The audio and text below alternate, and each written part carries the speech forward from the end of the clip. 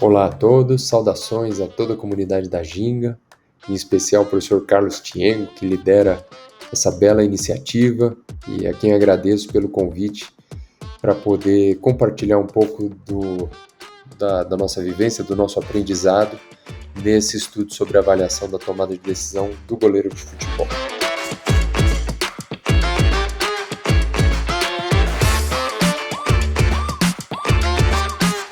A motivação para a gente fazer esse estudo foi a tentativa de estruturar uma avaliação ativa e não reativa do desempenho do goleiro. Quando o goleiro atua, após o resultado da sua ação, e uma ação muitas vezes tão crítica, é fácil a gente estabelecer se a ação foi bem sucedida ou mal sucedida. Mas isso contribui pouco para a transferência da análise do desempenho para o aprendizado, para o processo de treinamento desse jogador. Porque para a gente treiná-lo bem, a gente não precisa somente saber se o desempenho dele foi bom ou ruim, se foi gol ou não. A gente precisa entender o conjunto de elementos que compõem esse ambiente no momento em que ele tomou a decisão. Quais eram os elementos que estavam ao acesso perceptivo do goleiro para ele fazer a escolha que ele fez. Porque é disso que a gente consegue partir para melhorar o processo de treino, para construir, desenhar tarefas de treinamento que vão ensinar melhor esse goleiro. Então, o pano de fundo desse estudo é a construção de uma proposta de preparação e análise de desempenho tática e não somente técnica para o goleiro de futebol. Por isso, então, a gente chamou de método analítico a abordagem que a gente empregou, e aí a gente buscou resolver, por meio desse método de análise, o problema de como avaliar, até com justiça e de forma ativa, o desempenho do goleiro e buscar as transferências para o processo de treino. Tivemos aí uma equipe de trabalho interdisciplinar, então tivemos a presença do professor Júnior Barreira, com toda a sua formação matemática e de computação, um cientista da computação, o Guilherme Otranto, o professor René Dresner, cientista do esporte com muita experiência no futebol, além da minha participação também. Começamos então essa estruturação do método de análise modelando a dinâmica de atuação do goleiro, a sequência de ações e as ações que se interligam na atuação do goleiro. Então, avanços, recuos, pronto, defesas altas, defesas baixas, saídas da área, como essas ações se articulam e ainda, como mostra a figura, junto aos demais 11 jogadores no campo de jogo. Entendida essa dinâmica de atuação do goleiro, nós buscamos a construção de um modelo que nos desse a resposta quanto ao posicionamento ótimo do goleiro para maximizar a chance dele defletir a bola, não necessariamente agarrá-la, mas modificar a trajetória da bola para qualquer ponto do campo de jogo da onde essa bola partisse em direção ao gol.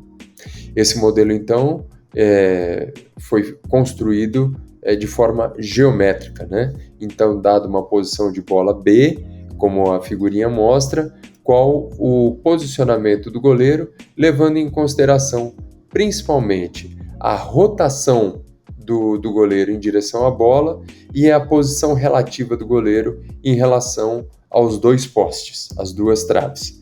Isso deu para nós a resposta dos critérios ou das regras, dos parâmetros, para ele ter um posicionamento ótimo do ponto de vista geométrico, né? Então é uma referência de como o goleiro se posicionar.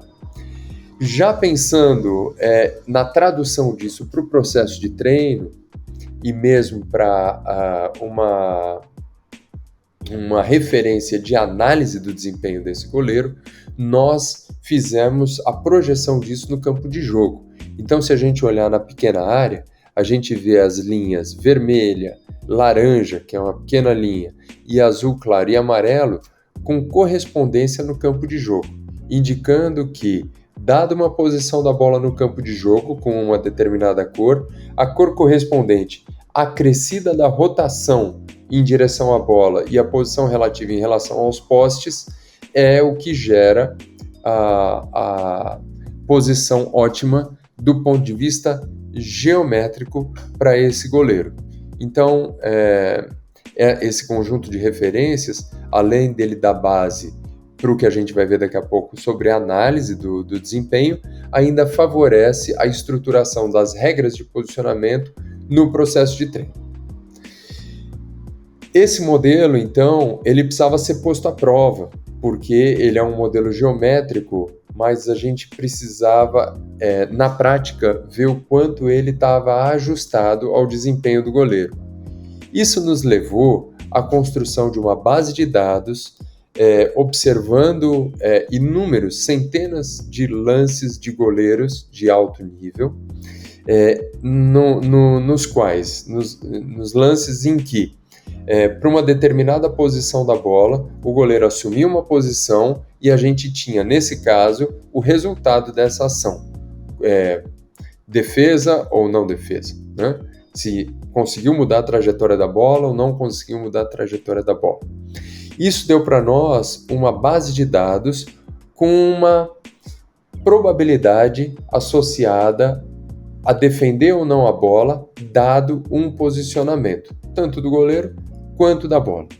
A gente usou um jargão que vem da computação, que é o jargão de oráculo, aquele que dá uma resposta. Então, essa base de dados foi a fonte da resposta para a gente confrontar o modelo geométrico.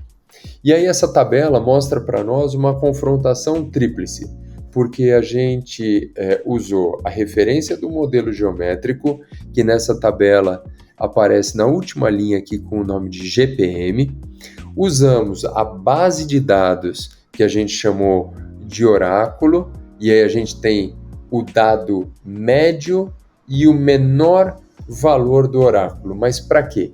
Para o potencial de gol. Então, o menor valor do oráculo significa o posicionamento com maior chance de defesa ou menor potencial de gol. E eu disse que era uma comparação tríplice porque a gente usou esses dados para confrontar com o desempenho de dois goleiros da ocasião, o Júlio César do Brasil e o Buffon da Itália.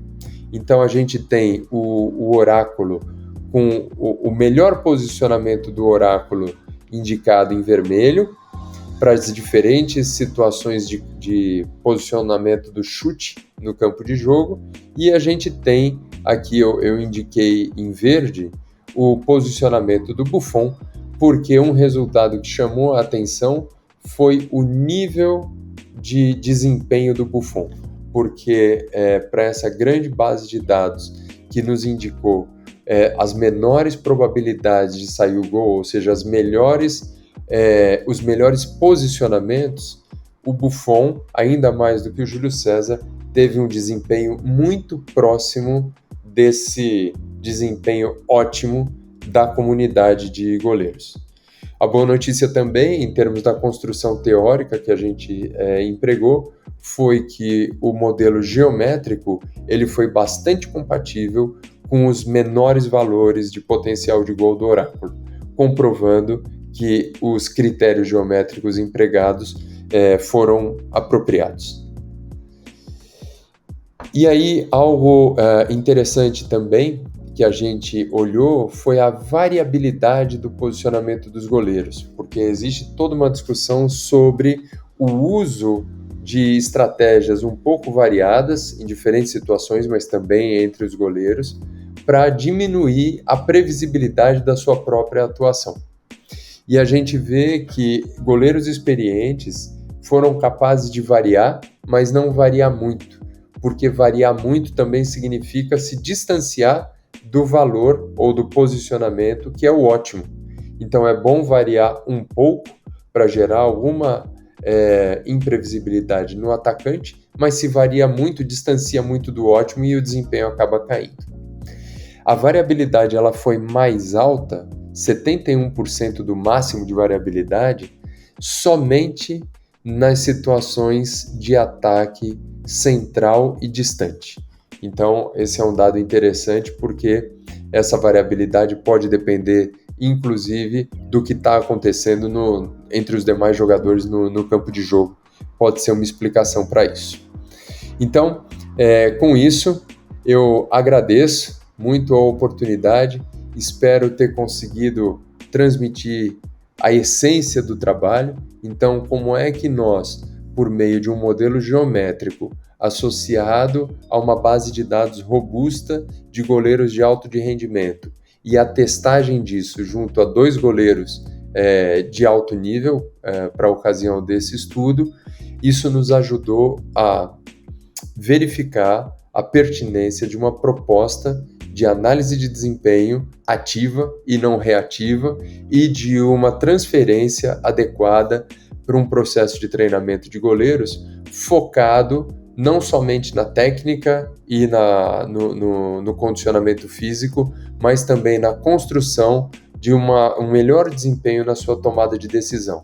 O goleiro tendo uma consciência maior de onde se posicionar em função do posicionamento da bola do campo de jogo e aí sim se valendo de uma boa execução técnica e de um bom desempenho físico para de fato não deixar a bola entrar. Obrigado, pessoal, um grande abraço e seguimos em contato.